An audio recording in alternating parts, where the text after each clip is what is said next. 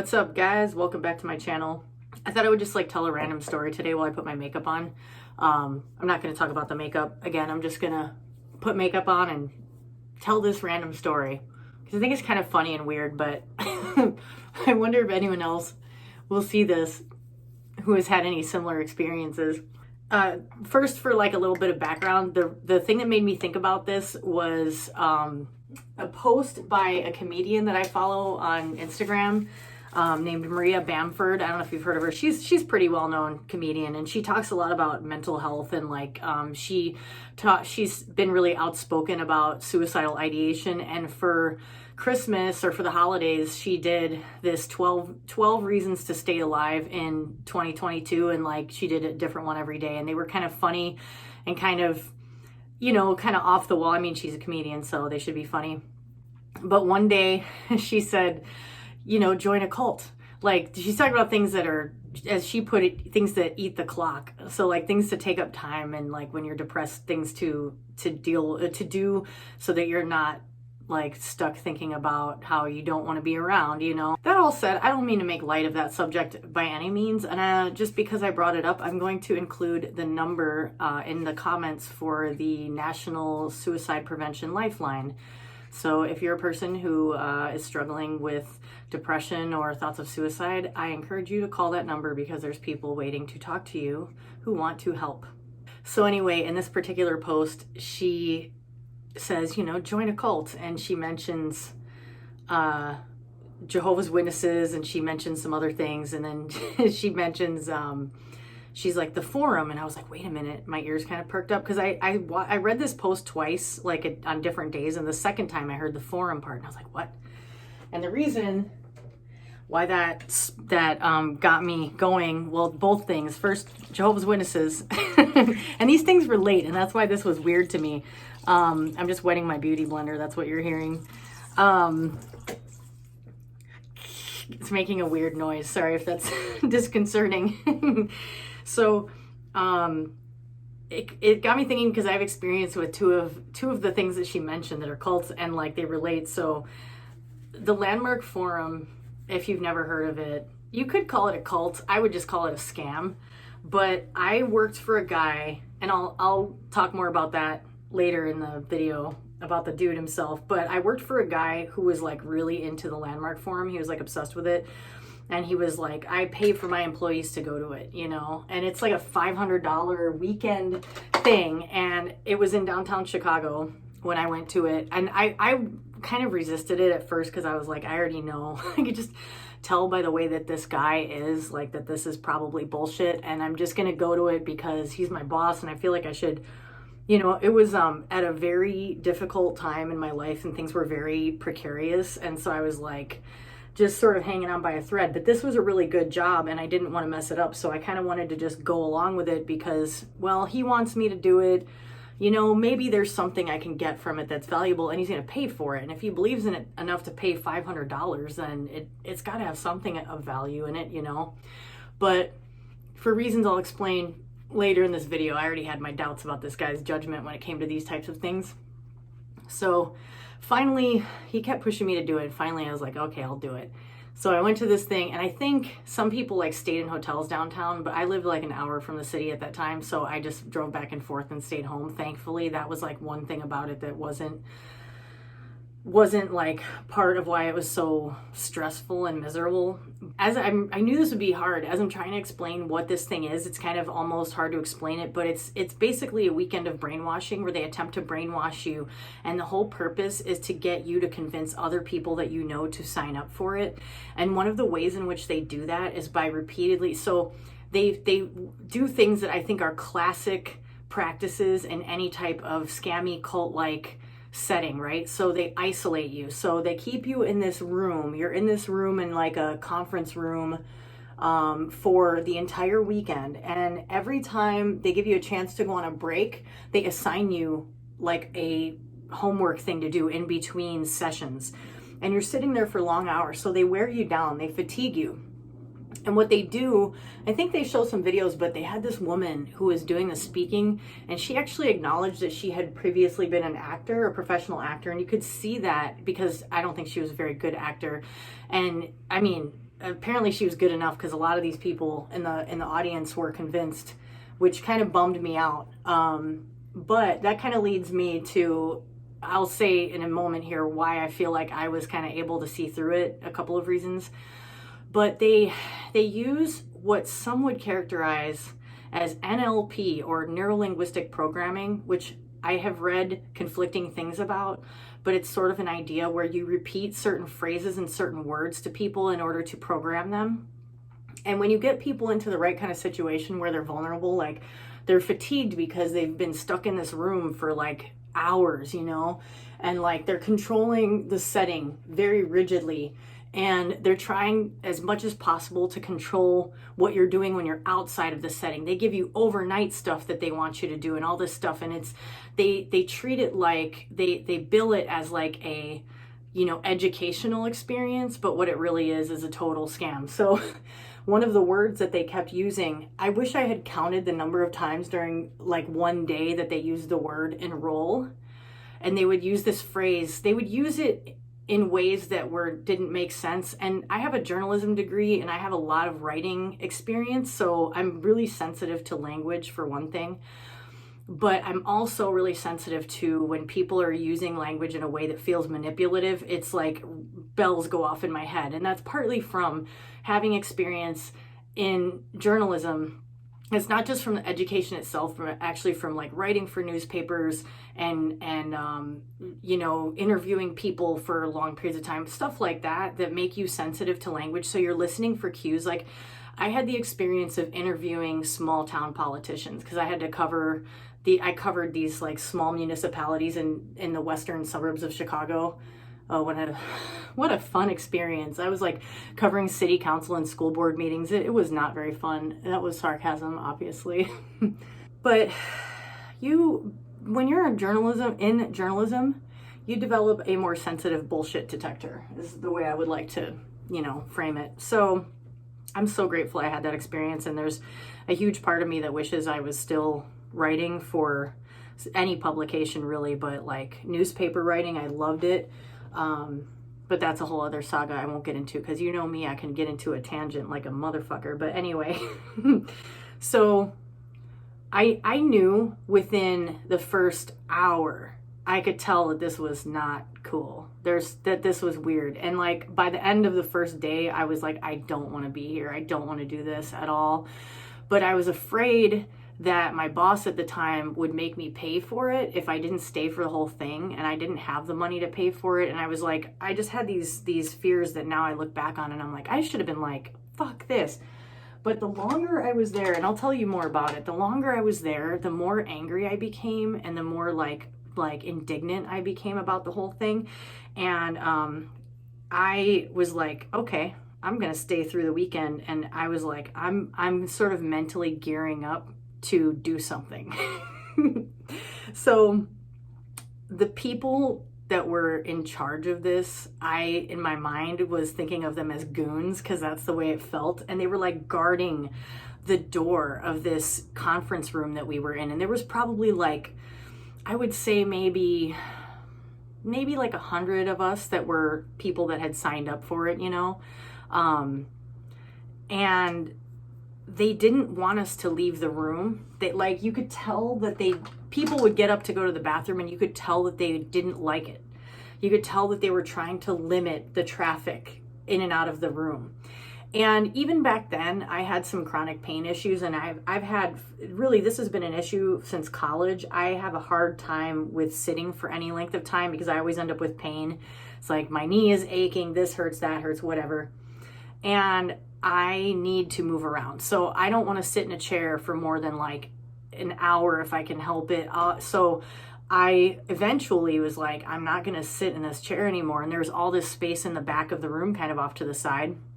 So I went and took my notebook and whatever and went and sat over there. And they didn't like that either, because they didn't like that I was doing something that was defying their order of things. You know, it was really weird. And I can't remember exactly the types of stories that they were feeding us, but the whole premise that they were trying to serve us was that if you do this thing, you're going to break through the problems in your life by facing them. And what they would do, which actually was kind of a real benefit for people that were there, I'm sure they got something out of this, is they would get people to contact, let's say you had a falling out with a parent or someone, you know, they would get you to write down what you want to say to that person or something, and then they would get you to call that person and talk to them about it. But the overriding goal was for you to get that person to physically come there on the last day so they could give them this giant sales pitch. That was the whole thing. Because if you think about it,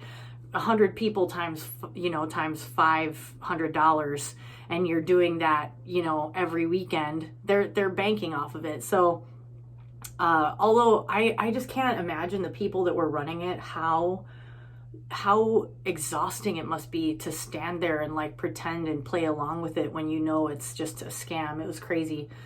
So I can't even express to you the degree to which this was exhausting. And one of the other things I was going to say earlier, which the Maria Bamford post made me think about, was like, I was forced into Jehovah's Witnesses as a child. And I think that is where, in part, I developed an early ability to sort of play along with something that I know is bullshit. Because I think even as a kid, I knew that like a lot of the stuff I was being taught wasn't valid. But I was a kid, you know, and you have to do what your parents make you do. So I think I was a born skeptic, which is something I'm so glad for and I really love about myself.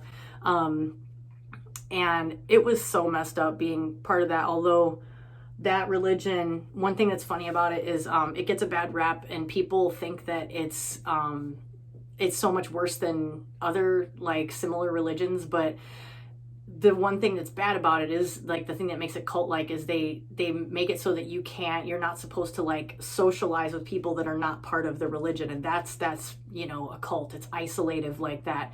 But in terms of their like basic belief systems, they're really not that different than your average Christian religion. So anyway, that's a side note.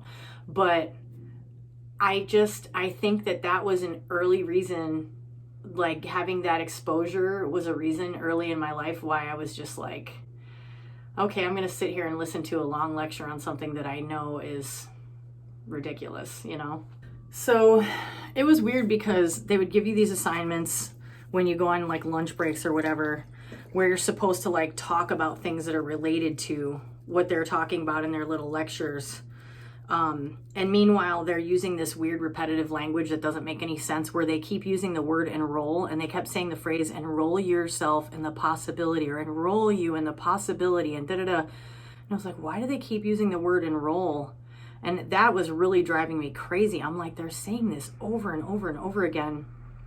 And other things that they were saying where the language didn't feel authentic, it felt like very specific and out of like the normal use of lingo that just, it didn't make any sense to me. And, you know, so I would be with this group of people that I just met, and we're out at lunch, and we're supposed to sit there and like talk about the stuff that we're going over in the lecture. And as time was going on, I was just getting more and more frustrated with this. And there was one point where some guy snapped, and he said something in front of everyone that basically called it out as bullshit, and he left. And then when he left, this was one of the things that really made me go, man, this is whack. So when that happened, I waited a minute, and then I went out to the bathroom because I noticed that like some of the people that were the goons in the back had left the room to follow the guy, and they had the guy like sequestered in a room, and they were talking to him, and it was like 3 or 4 people on one guy talking to him. And I was like, that doesn't seem right at all. That's weird, you know? I was like, what are these people? They're acting like they're some kind of cops or some shit. So I was like, well, good for that guy that he got out of there. So this was like a Friday, Saturday, Sunday. And by Sunday, I was exhausted. I was in pain from sitting for long hours. I wasn't participating in any of the shit that they wanted us to. I was just sort of like pretending. And I was livid, and I wanted so badly to bow out of it, but I was just pushing through because I was like, I didn't know what kind of consequence there would be with my weird boss if I didn't do it. So at the end, what they do is they want the last day, they have everyone bring their family members or their friends that they had these big breakthroughs with. And that's the whole goal, to have a breakthrough, you know? And then they want you to get up with that family member in front of everybody and like say what your breakthrough was. And like, it's supposed to like stir up people's emotions. And like, because you're so fatigued, people are more emotional. Because you've been locked into this setting where people are repeating themselves so much, you are starting to like think in the words that they want you to think in. And it was weird because I think I even remember people saying the type of language that they had been saying, and I was just like, whoa, man, this is crazy. So I stayed up the night before and I had this whole thing written, and I just stood up there and read this whole like 2-page diatribe about how, and it's funny because, and I'm a good writer, so I just like started off letting them think that I was saying what they wanted me to say. And I was like, I had a real breakthrough this weekend, and and I was like, my breakthrough, or no, I said, I've had a real breakthrough. These are all the positive things that happened. And for context, this was right after my actual divorce, but like a little over a year after my husband had left. And like, I was still in the beginning of going through it. Really, it takes a long time to go through shit like that, but I had still been like making efforts to push myself through the hard stuff that I was going through. And so I talked about that. I was like, you know, I don't even remember exactly what I said because it's been like over 10 years now. I just said how, you know, I've had this breakthrough and I've been able to work through this really painful thing that happened, and I gave a little bit of detail about it and stuff.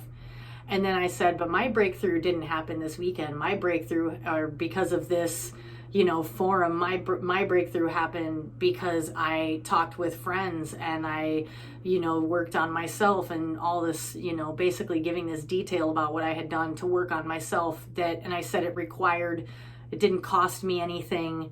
It didn't require me to sit in a room and be subjected to neurolinguistic programming techniques. Like I said that. I was so proud of myself. And the faces on these people.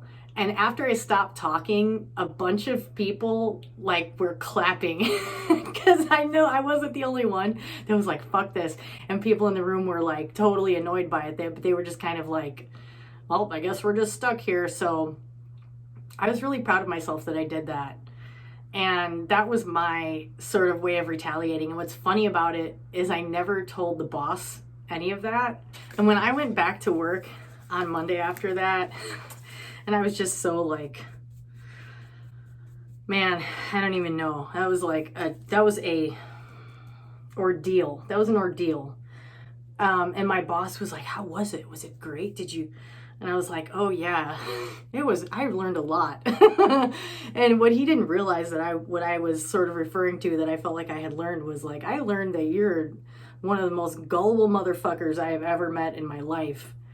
But, just to give a little bit more context about this boss and what was like, you know, so interesting about this whole thing is this guy was himself kind of a scammer. And oh my God. So he was a very misogynistic person. And at the time that I was working for him, I was a lot less comfortable like being outspoken and stuff, although I was somewhat, but I didn't straight up tell him that he was a misogynist, partly because I really needed that job and it was paying me really well. And at the time I was willing to make that compromise because my life was in a weird, like I said, precarious state. And I just needed that. I really needed that at the time. Looking back on it, sometimes I'm mad at myself that I even worked for that guy. Like, he was a physically big dude. He was like 6'2" and just really built. And we were personal trainers. And like one time we got into some kind of argument and he just straight up physically backed me into a corner. Like he used his physical stature to intimidate me. And that was like one of those sort of alarm bell moments with that guy where I was like, this guy has issues. And the way that he was scammy was he was part of these like men's groups. He would be really outspoken about how he was like, how he just saw men and women as different, but not in ways that I see as constructive or beneficial to any kind of conversation, but more divisive. And he was part of these men's groups that would go on these like retreats where they were all married men and they wouldn't tell their wives where they were going. It was like the secretive thing. And I'm like, you're obviously like banging other chicks. Like you're definitely doing some shady shit out there wherever you're going. But one time, so one of the things that he did was he would organize these poker games as a front to try to get these guys to sign up for his little program that he came up with, where he would charge them like, I don't know, a chunk of money, I'm guessing at least a couple of grand, to, have you guys ever heard of I think it's called The Game, but it's like a thing, it's like a set of like, not want to say rules, but it's like this thing where men teach other men how to scam women into sleeping with them. That's like straight up what it is. And he was doing that. And then I knew that's what it was when he sort of talked about it. And I was like, when he talked about his little poker games, and I was like, oh man, this guy is so weird. But then we had a shared computer at work. And one time I opened it and innocently, I wasn't even trying to search, and I wasn't trying to like look at his stuff, but he had left something open on it. And it was a document that had all of the basic like dialogue that he would say to these guys that would be in the group. And it was so fucked up. And it was like all the ways that you can scam women, and like how, and it was so bad. And I was just like, that was when I read that, I was like, fuck this guy. And that was when I decided not to work for him ever again. But it was, it was just fascinating because guys like that are everywhere. It makes me think of like a Tony Robbins type of guy, although Tony Robbins is still respected by a lot of people, but I've always thought he was kind of creepy. And it's like this whole thing where, and I think there's been some reports about that too, that he did some very questionable shit in his like very expensive workshops. But anyway, long story short, that was how I got back at him by going off on the Landmark Forum in front of a room full of people and telling them all what a scam it was. And that was really validating.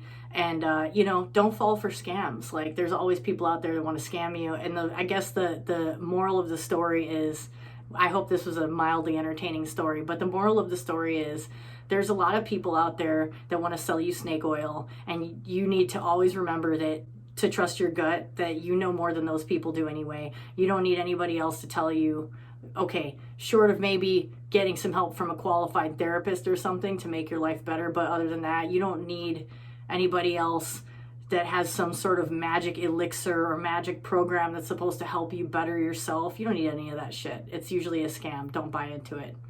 That's pretty much it. That's all I got. I hope you enjoyed this story. Thanks for watching. Please like and subscribe. Have a great one. I'll catch you in the next video.